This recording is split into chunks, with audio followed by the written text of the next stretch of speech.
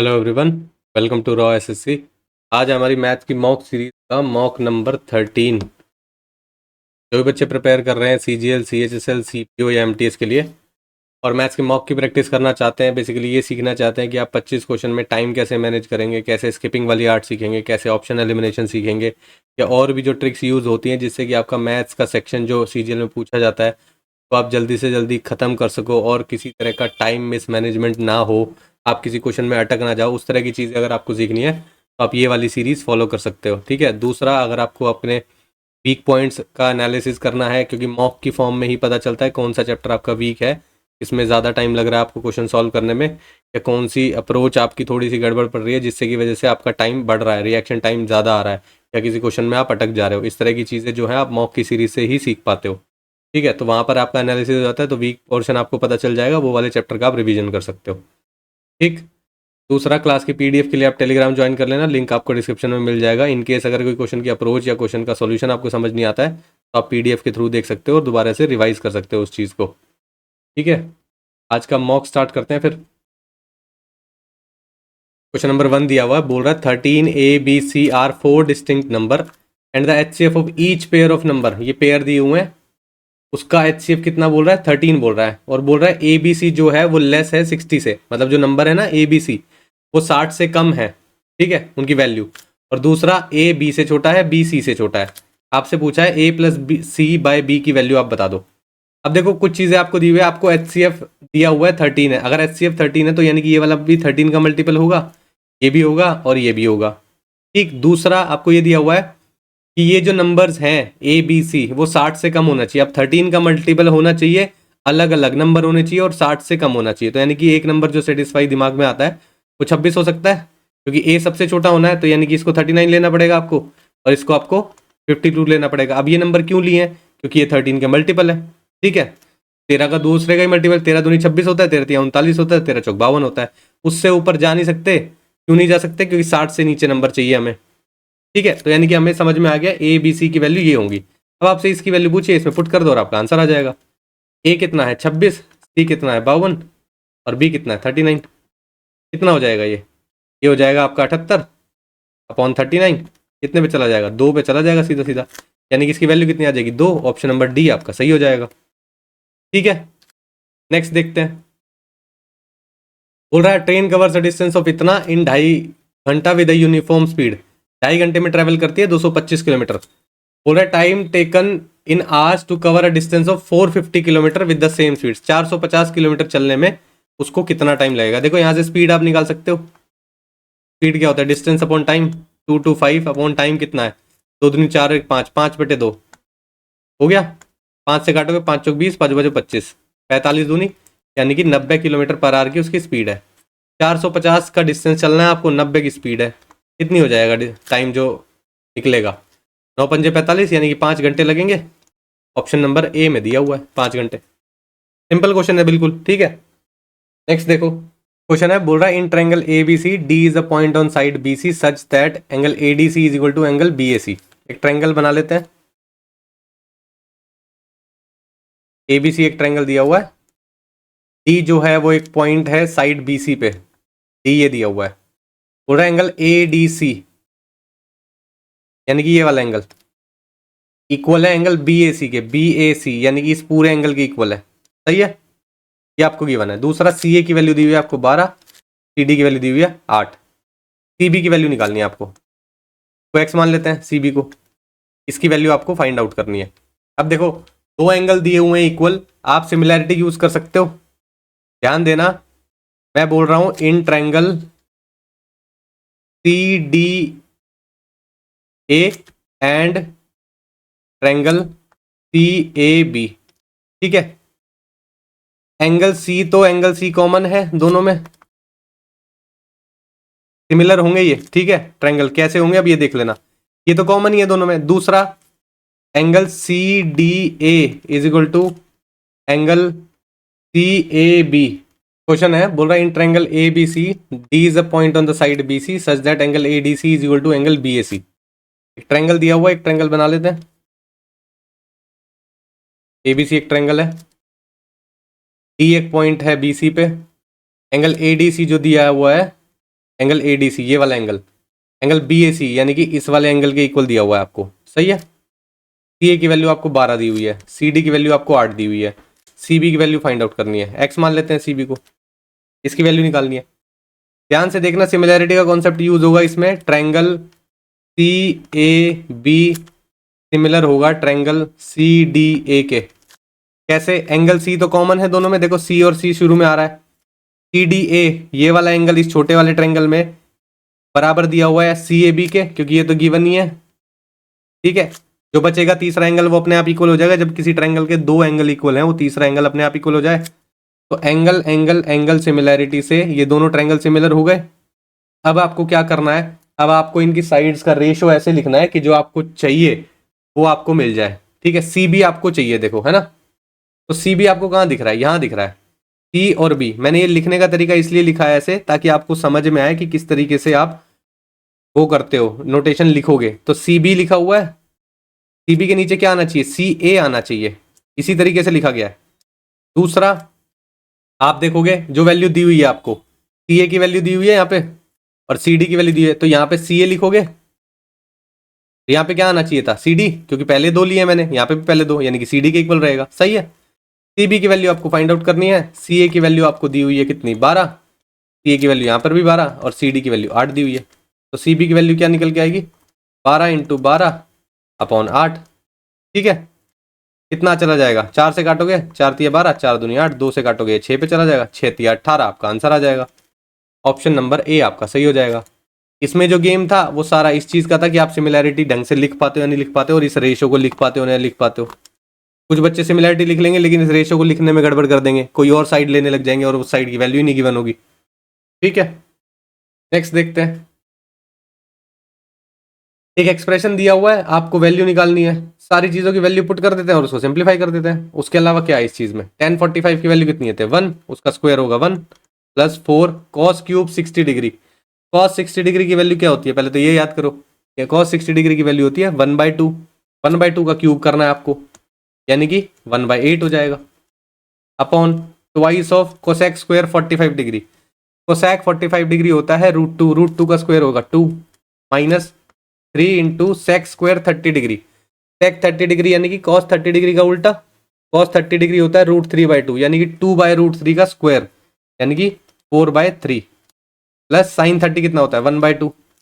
ये 3 से 3 ये कैंसिल आउट हो गया, ये इससे कैंसिल आउट हो गया, यहाँ 2 आ गया। 1 और 1 + 2, तो 1 + 1/2 है बेसिकली, ठीक है। तो 3/2 यहाँ हो जाएगा आपका। यहाँ कितना आ जाएगा? 2 दूनी 4 है, 4 - 4 ये कैंसिल आउट हो जाएगा और हाफ नीचे बच जाएगा। तो यानी कि 3 आपका आंसर आना चाहिए, ऑप्शन नंबर D में जो दिया हुआ है। क्लियर है? सिंप्लीफिकेशन है इसमें, और कुछ नहीं है। आपको वैल्यू पुट करनी आनी चाहिए, वैल्यू याद होनी चाहिए, टेबल याद होनी चाहिए। वैल्यू पुट करो, सिंप्लीफाई करो, आंसर आ जाएगा, ठीक है। नेक्स्ट देखो, बोल रहा है ABC start a business. A invest 33.1/3%, B ने इन्वेस्ट किया 25% ऑफ द रिमेनिंग, C ने इन्वेस्ट किया रेस्ट। टोटल प्रॉफिट इतना हुआ है, A का शेयर आप बता दो। अब देखो इस नंबर से आपको क्या पता चलता है? 33 1/3% का मतलब क्या होता है? ये होता है 1/3। 25% का मतलब क्या होता है? 1/4। 1/3 और 1/4 है, तो आपको वो नंबर सोचना पड़ेगा जो इन दोनों का एलसीएम होगा, 4 और 3 का। 4 और 3 का एलसीएम यानी कि 12, ठीक है। तो 12,000 आप वो नंबर ले सकते हो। क्लियर है? 12,000 अगर आप नंबर लेट करोगे तो उसका 1/3 A इन्वेस्टमेंट कर रहा है, यानी कि 4,000 इन्वेस्ट कर रहा है। B कितना इन्वेस्ट कर रहा है? 1/4 ऑफ द रिमेनिंग, 8,000 बचेगा। 8,000 का 1/4 निकालोगे, यानी कि 2,000 रुपये इन्वेस्ट कर रहा है। C कितना इन्वेस्ट कर रहा है? 4 और 2 6, तो यहाँ चले गए तो 6 बचेगा, 6,000 C इन्वेस्ट कर रहा है। रेशो क्या आ जाएगा निकल के? भाई पूरा पूरा काट दोगे, 1 पे चला जाएगा, ये 2 पे चला जाएगा, ये 3 पे चला जाएगा। 2:1:3 रेशो आ गया, ठीक है। ये इन्वेस्टमेंट का रेशो है तो ये प्रॉफिट का रेशो भी होगा। सम कितना दिया हुआ है प्रॉफिट का? 3 2 5 और 1 6, यानी कि 6 की वैल्यू आपको दी हुई है 219,000। 219,000/6 1 की वैल्यू हो जाएगी। आपसे पूछा A का शेयर, A की वैल्यू है 2, 2 से मल्टीप्लाई कर दोगे, 2 तिया 6, कितना हो जाएगा? 3 7 21, 3 तिया 9, 73,000 निकल के आएगा। वही आपका आंसर होगा A का शेयर, जो कि ऑप्शन नंबर C में दिया हुआ है। क्लियर है? रेशो लिखो, इक्वेट करो जो क्वेश्चन में दिया हुआ है, आंसर आ जाएगा। नेक्स्ट देखो, कॉर्ड बोल रहा है A B and C D of a circle when produce meet at point P. दो कॉर्ड दी हुई है, ठीक है, ए बी और सी डी, उसको बढ़ा देते हैं तो वो पी पॉइंट पे मिलती हैं, ए बी और सी डी, ठीक है। ए बी की वैल्यू दी हुई है आपको 6.3, बी पी की वैल्यू दी हुई है आपको 4.5, सी डी की वैल्यू दी हुई है आपको 3.6। यहाँ से यहाँ तक आपको फाइंड आउट करना है पी डी की वैल्यू। तो आपको क्या होता है, P B into P A is equal to P D into P C.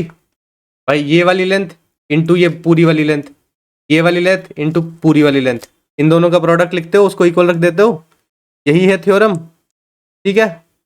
Value putting कर दो, पी बी की वैल्यू दी हुई है आपको 4.5, पी ए की वैल्यू पूरी कितनी हो जाएगी, 6 और 4 10, 10.8 हो जाएगी। पी डी की वैल्यू आपको फाइंड आउट करनी है, पी सी की वैल्यू, इसको अगर आप x मान लेते हो तो यहाँ पे सीधा सीधा x लिख सकते हो, और दूसरा 3.6 प्लस x हो जाएगी, ठीक है। ये कितना हो जाएगा, इसको मल्टीप्लाई कर लोगे तो आ जाएगा, या कुछ और करना पड़ेगा?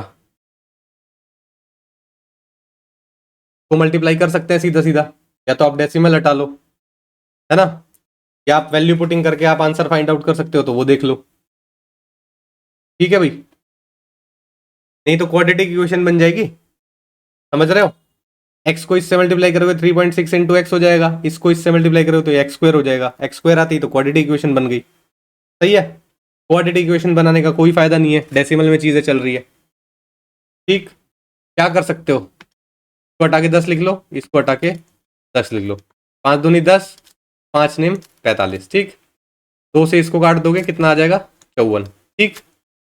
कितना हो जाएगा, 9 चौक 36, 9 पचे 45, 45 और 3 48, 486/10 हो जाएगा, ठीक है। Is equal to X into 3.6 plus X, सही है। अब देखना ध्यान से, अगर मैं इसको लिख लेता हूँ 48.6 एक्स इंटू 3.6 प्लस एक्स। अब मैं ऑप्शन की तरफ अगर नजर मारता हूँ, तो अगर मैं ऑप्शन में लेता हूँ 4, तो नीचे अगर 4 से ऊपर नंबर आ रहा होगा तो ये 3.1 और 3.5 तो कैंसिल आउट हो जाएंगे, ठीक है। अगर सपोज करो मैंने 4 लिखा होता, एक्स की वैल्यू 4 होती, ठीक है, तो ये क्या हो जाता, 4 और 3 7, यानी कि 7.6, और इसको 4 से मल्टीप्लाई कर देते, ठीक है, 7 चौक 28, ठीक है, 28 पॉइंट समथिंग या 29 पॉइंट समथिंग आपका आंसर आना चाहिए था, जो कि नहीं मैच कर रहा है इससे, सही है। यानी कि तो ये जो 2 नंबर हैं आपके ये तो चले जाते, दूसरा 4 भी नहीं आ रहा था, तो क्या 5 आ रहा होगा नंबर, 5 से ऊपर है या 5 से नीचे, ये तो फाइंड आउट कर सकते हो।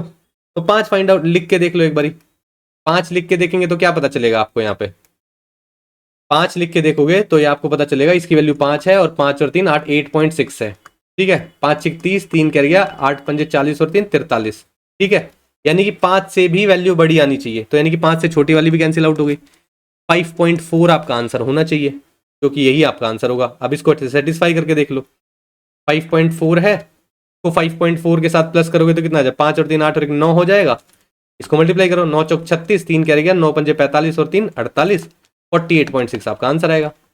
इस तरीके से भी आप फाइंड आउट कर सकते हो, क्वाड्रेटिक इक्वेशन बनाने की भी जरूरत नहीं है, या कुछ वैसा भी सोचने की जरूरत नहीं है, ऑप्शन देख के भी हो जाएगा, ठीक है। तो इस तरह की अप्रोच आपके दिमाग में होनी चाहिए कि जो ऑप्शन है दिए हुए हैं, जो वैल्यू आपकी आएगी वो किससे ज्यादा या किससे कम हो सकती है, तो वैल्यू डाल के एक बार देख सकते हो, नहीं तो डेसिमल में आंसर निकालोगे तो मुश्किल ही आएगा ना, ठीक है।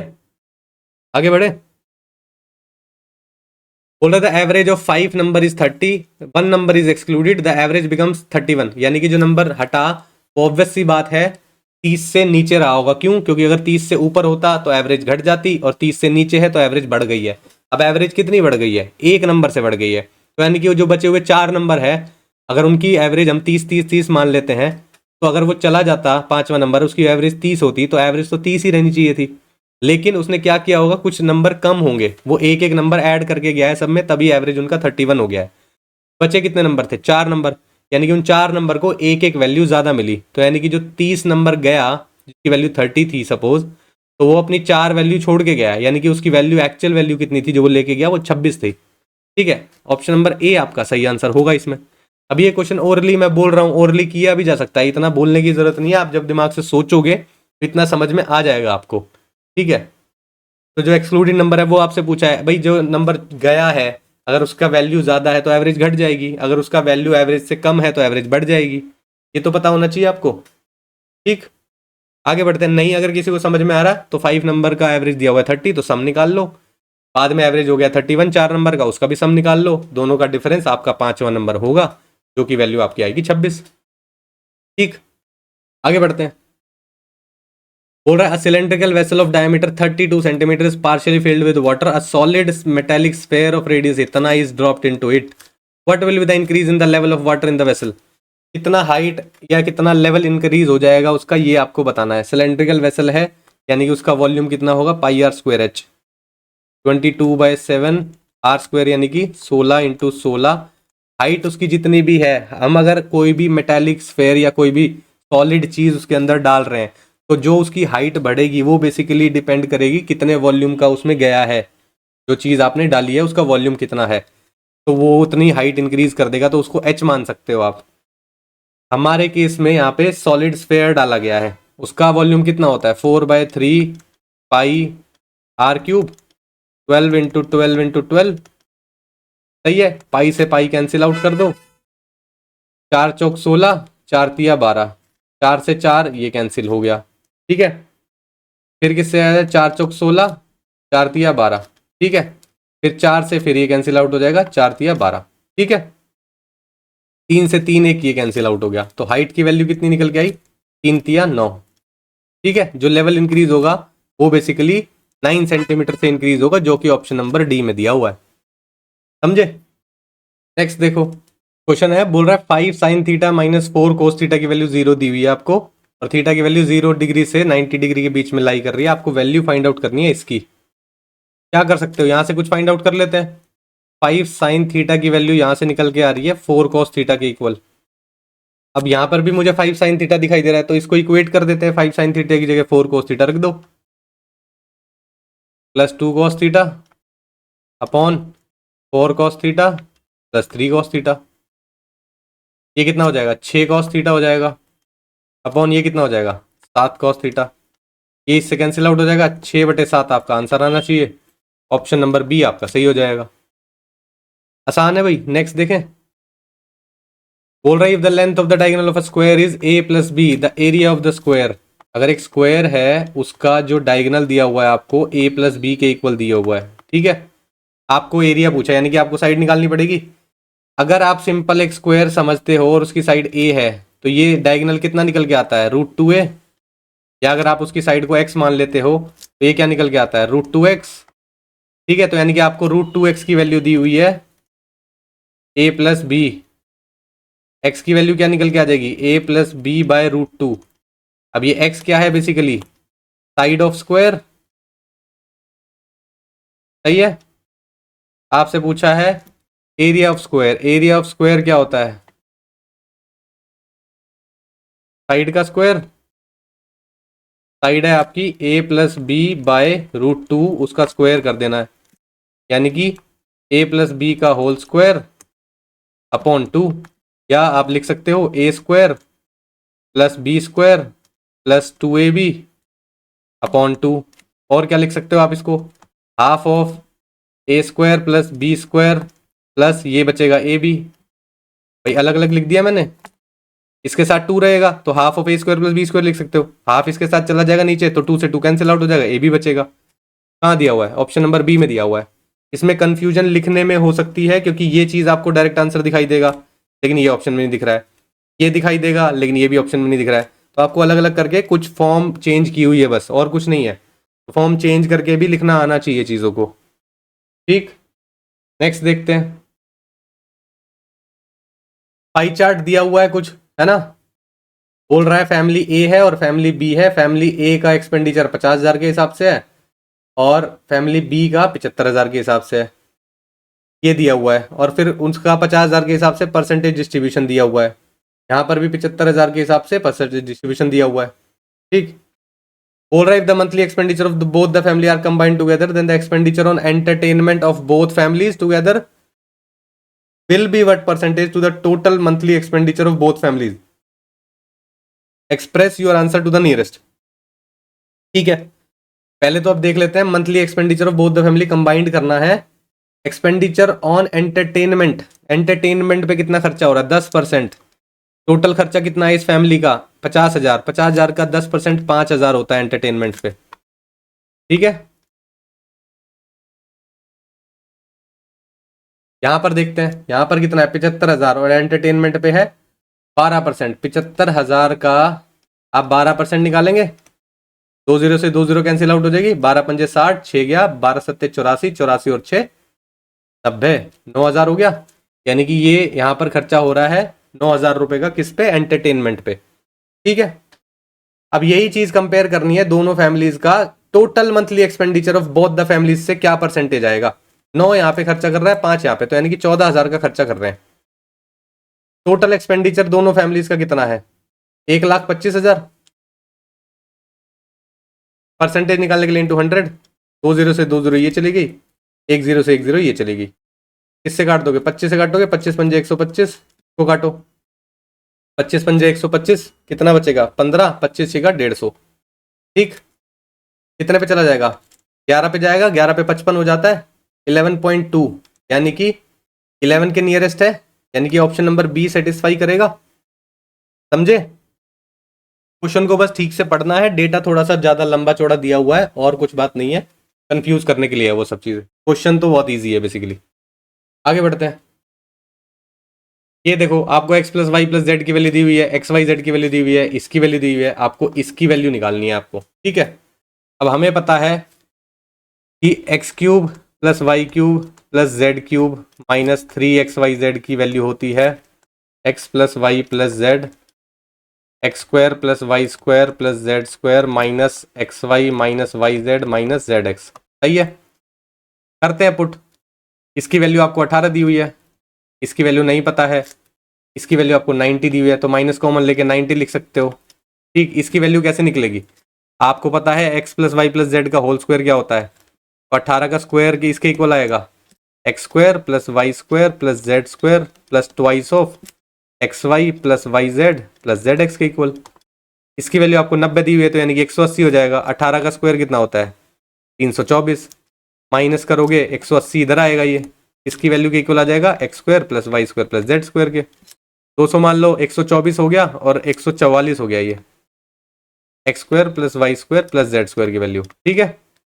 यहाँ पे पुट कर देते हैं 144, ठीक है भाई। 18 और ये कितना आ रहा है 144 में से 90 माइनस करोगे आप तो कितना बचेगा 54, यानी कि इसकी वैल्यू आपके पास ये आ गई। दूसरा ये 3xy इधर 3xyz इधर आ जाएगा, तो प्लस का 3xyz हो जाएगा, ठीक है। आपको इधर क्या बचा, अब x³ + y³ + z³ बच गया इधर। अब आपको एक xyz चाहिए आपको, तो एक xyz इधर प्लस कर दो, एक xyz इधर प्लस कर लो, कोई फर्क थोड़ी ना पड़ेगा इक्वेशन पे। लेकिन एक xyz की वैल्यू कितनी है 81, ये तो एज इट इज रहेगा। 18 को मल्टीप्लाई करना है 54 से, प्लस यहाँ पर 4xyz हो जाएगा, xyz की वैल्यू 81 है, 4 × 81 लिख दोगे यहाँ पे, सही। इसको सॉल्व करना आपका आंसर आ जाएगा। देखो 18 चौके 72, 7 करिए 18×5 = 90, 90 और 7 97, 972 तो ये हो गया। 4 एकम 4, 8 चौक 32, ठीक। 4 2 6, 7 और 2 9, 9 और 3 12, 1296 आपका आंसर आएगा, ऑप्शन नंबर बी में जो दिया हुआ है। क्लियर है, आगे बढ़ते हैं।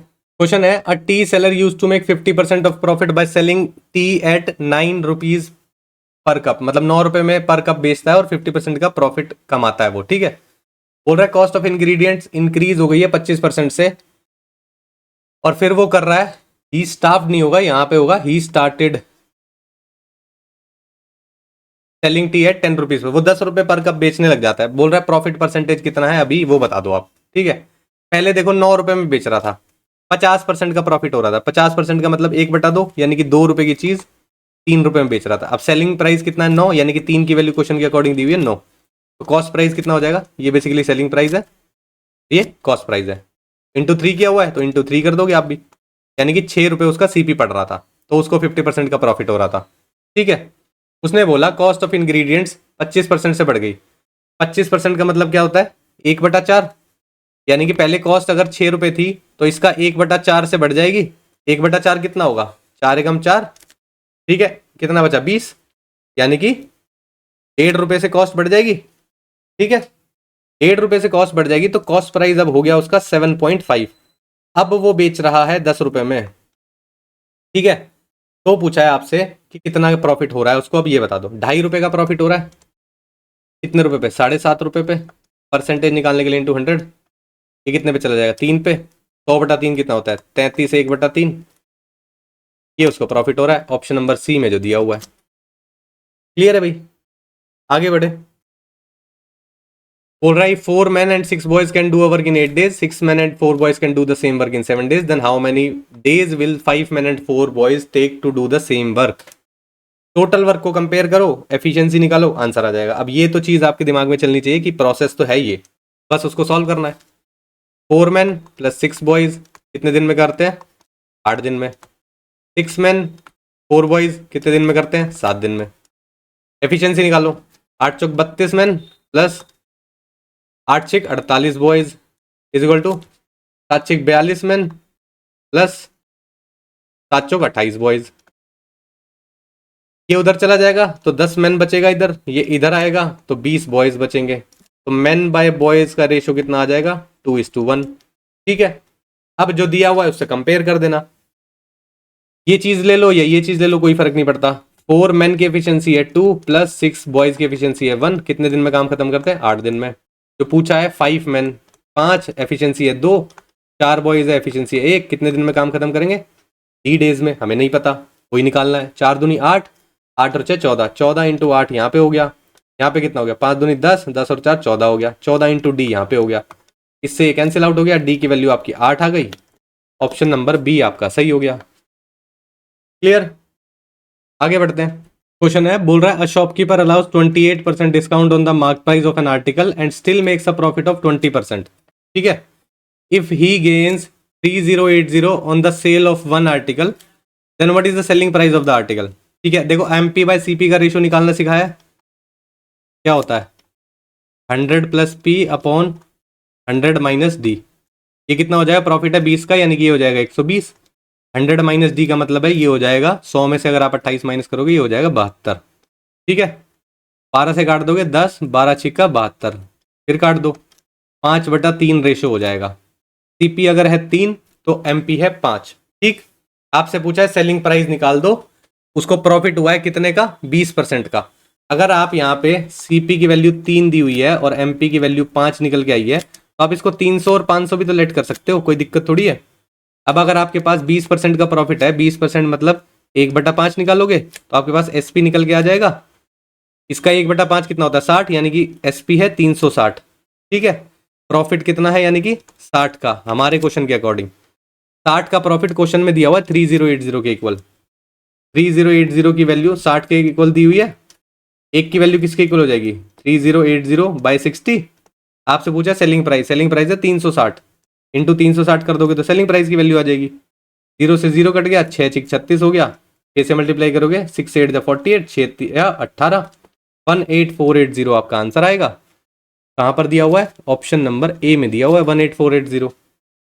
ठीक है, नेक्स्ट देखे, value of x find out करनी है, बस सिंप्लीफिकेशन का क्वेश्चन है और कुछ नहीं है ना। सॉल्व कर लो सीधे सीधा, इसको अंदर मल्टीप्लाई करोगे तो ये हो जाएगा 5, माइनस इसको यहाँ इससे मल्टीप्लाई करोगे तो ये हो जाएगा x, माइनस इसको ओपन करोगे माइनस का 5 हो जाएगा, प्लस का x हो जाएगा। ठीक, माइनस का इसको इधर मल्टीप्लाई करोगे तो ये हो जाएगा 1/10 और ये हो जाएगा प्लस x/200। सही है, ये हो जाएगा 8/100। डेसिमल हटा दिया भाई, 1/200 को मैंने 20 से मल्टीप्लाई किया तो कट जाएगा सीधा 10 पे। 1/200 को मैंने x से मल्टीप्लाई किया तो x/200 लिख दिया, माइनस था तो माइनस था तो वो प्लस चेंज कर दिया। ये इससे कट गया, ये इससे कट गया, तो इसका तो कोई लेना देना नहीं है। इसको उधर भेज दो, x/200 की वैल्यू कितनी आ जाएगी, 8/100 माइनस सॉरी प्लस 1/10, एलसीएम लोगे 100 आ जाएगा, 8 प्लस 10, x/200 के इक्वल चल ही रहा है ये। x/200 के इक्वल क्या आएगा अब, 18/100, इससे कैंसिल आउट होकर 2 हो जाएगा।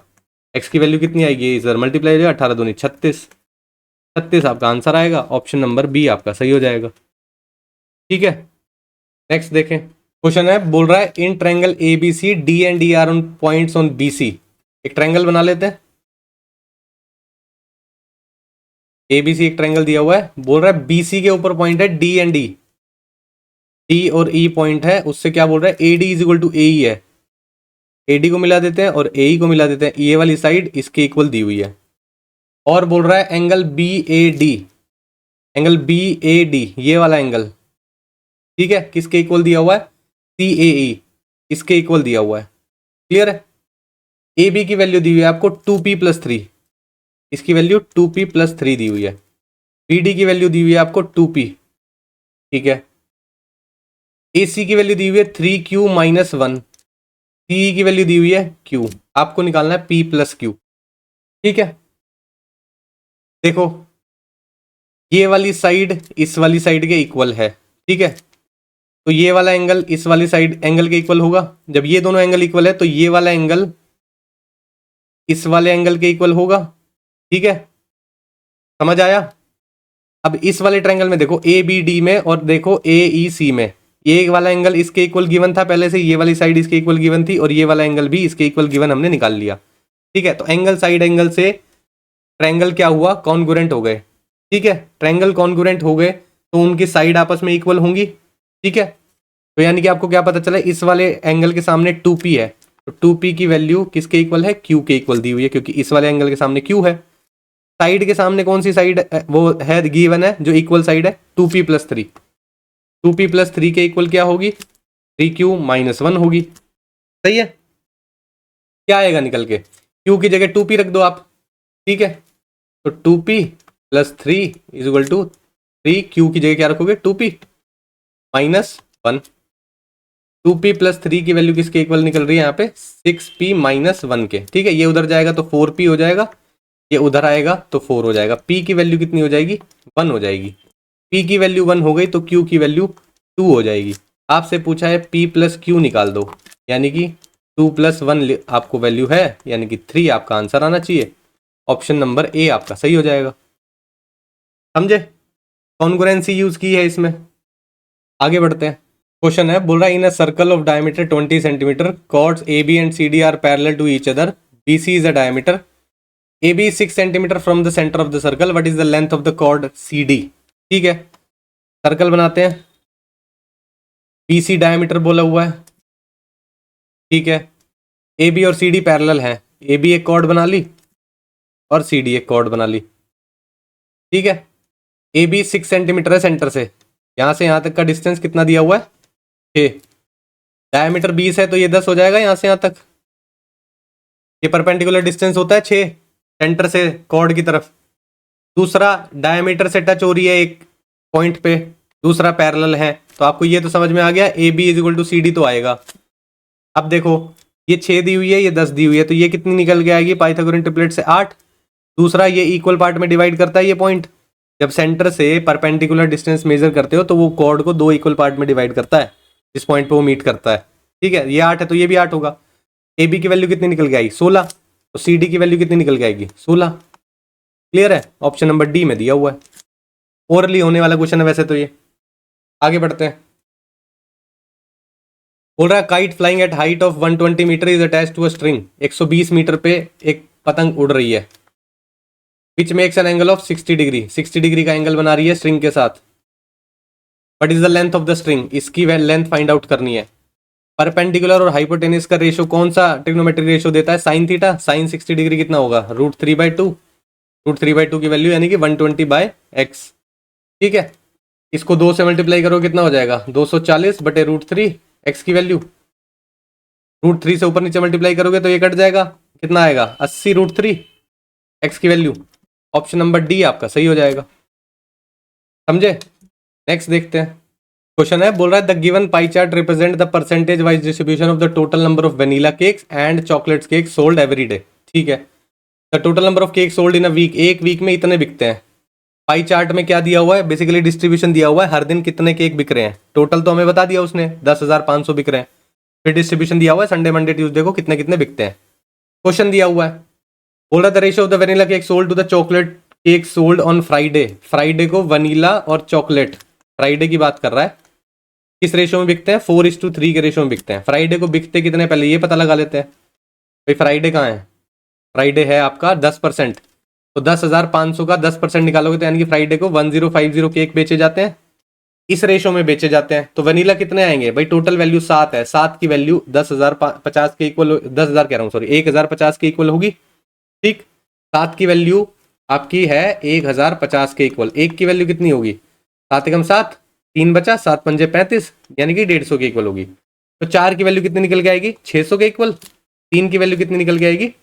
450 के इक्वल। सही है, ये वनीला बिकते हैं और इतने चॉकलेट केक बिकते हैं। उसने बोला फिर बाद में वनीला केक का प्राइस जो है 9 रुपए है और चॉकलेट केक का है 10 रुपए। ये 9 रुपए के हिसाब से बिक रहा है, ये 10 रुपए के हिसाब से बिक रहा है।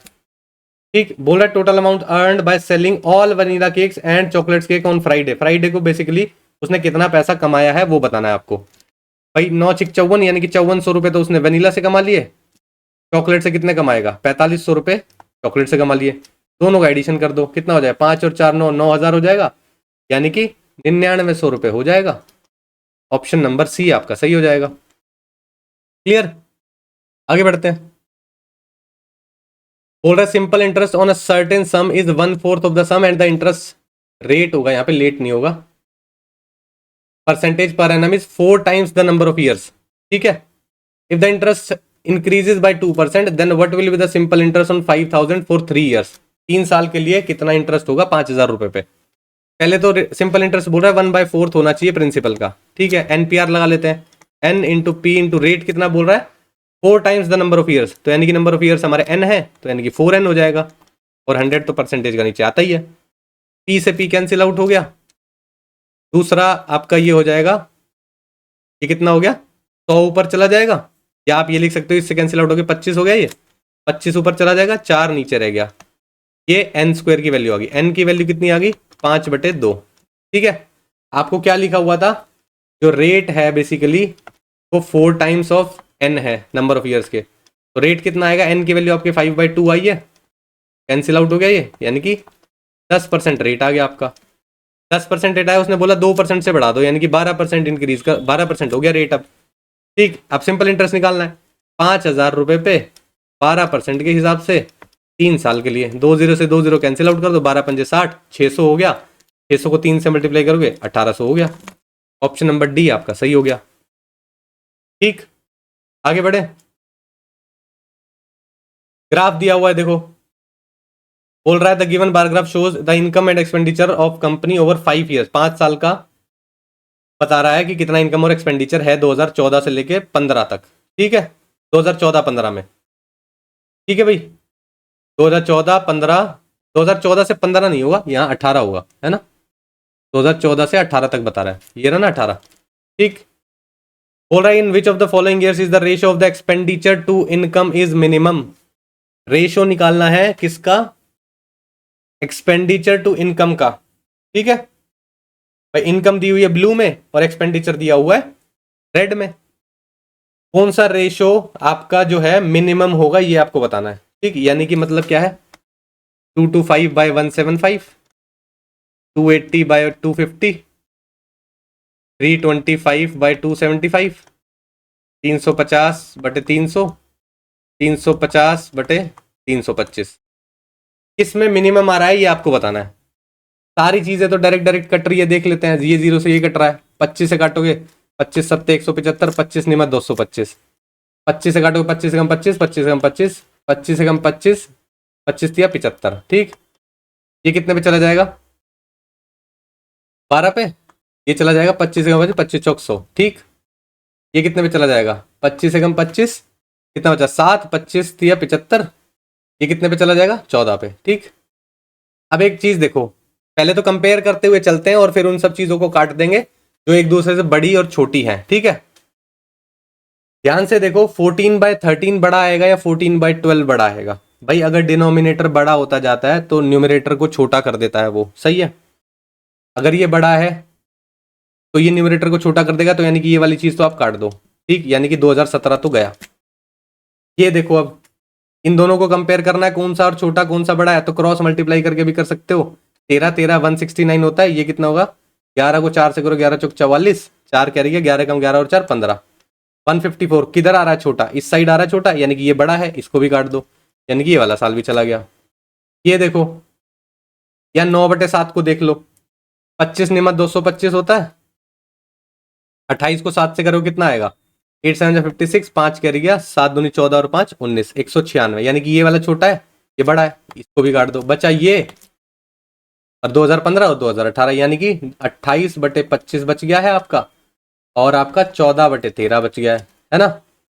इनको कंपेयर कर लेते हैं, 25 चौका 100 कितना आएगा, 25 से कम 25 और 10 35, ठीक है, 13 अट्ठे 104, 10 कैरी गया 13 दूनी 26, 26 और 10 36, कौन सा छोटा है, ये वाला छोटा है, तो ये वाले को काट दो, 2018 आपका आंसर आएगा, ऑप्शन नंबर सी आपका सही हो जाएगा।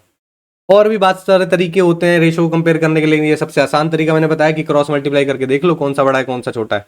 वैसे किसी का कैलकुलेशन अगर स्ट्रांग है वो दूसरे तरीके से भी कर सकता है, लेकिन पहले बेसिक तरीके से आपको यही याद आना चाहिए कि रेशो को आप कंपेयर करके देख रहे हो, छोटा बड़ा देखना है आपको तो क्रॉस मल्टीप्लाई करके देख लो, जहां वैल्यू छोटी है वो वाला रेशो छोटा है।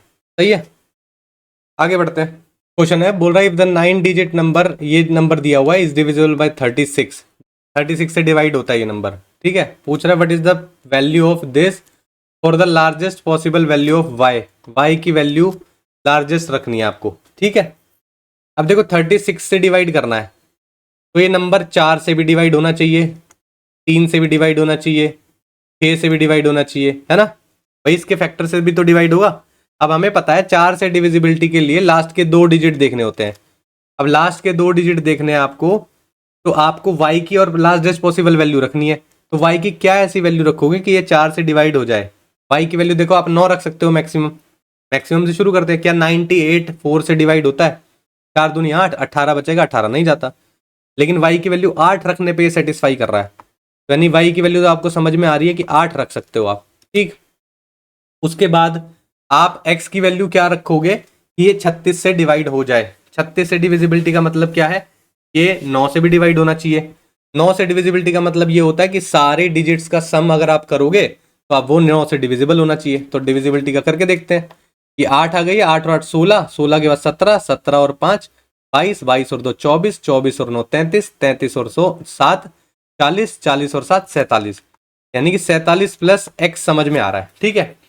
9 से डिवाइड करने के लिए कितना होना चाहिए भाई, 47 से ऊपर कौन सा नंबर है जो 9 से डिवाइड हो जाता है, 9 6 54 होता है, यानी कि 54 आएगा, 54 के बाद यानी कि आपको x की वैल्यू कितनी रखनी पड़ेगी 7, तो यानी कि आपका ये डिविजिबल हो जाएगा किससे, 9 से, 9 से कंपलसरी है, क्यों, क्योंकि 36 से डिविजिबिलिटी देखनी है, तो यानी कि आपको y की वैल्यू 8 नजर आ रही है और x की वैल्यू 7 नजर आ रही है, यहाँ पर पुट कर दो, x की वैल्यू 7 रखोगे तो 10 इंटू 49 हो जाएगा, माइनस 3 इंटू वाई की वैल्यू 64, ये हो गया 490, माइनस 4 तिया 12 हो गया, 6 तिया 18 और 1 19 हो गया, ठीक है। 200 मान लोगे तो ये हो जाएगा 290, 290 और 8 298, 298 आपका आंसर होगा, ऑप्शन नंबर डी आपका सही हो जाएगा, समझे। नेक्स्ट देखते हैं, बोल रहा है in a factory with 400 employees the ratio of the number of male employees to that of the female employees is इतना, ठीक है। मेल और फीमेल का रेशियो कितना दिया हुआ है, 5:3 दिया हुआ है। बोल रहा है 87.5% of the regular employees in the factory, if 92% of the male employees are regular, then what percentage of the regular female employees. भाई मेल जो एम्प्लॉयज है वो 92% है, ठीक है, रेगुलर।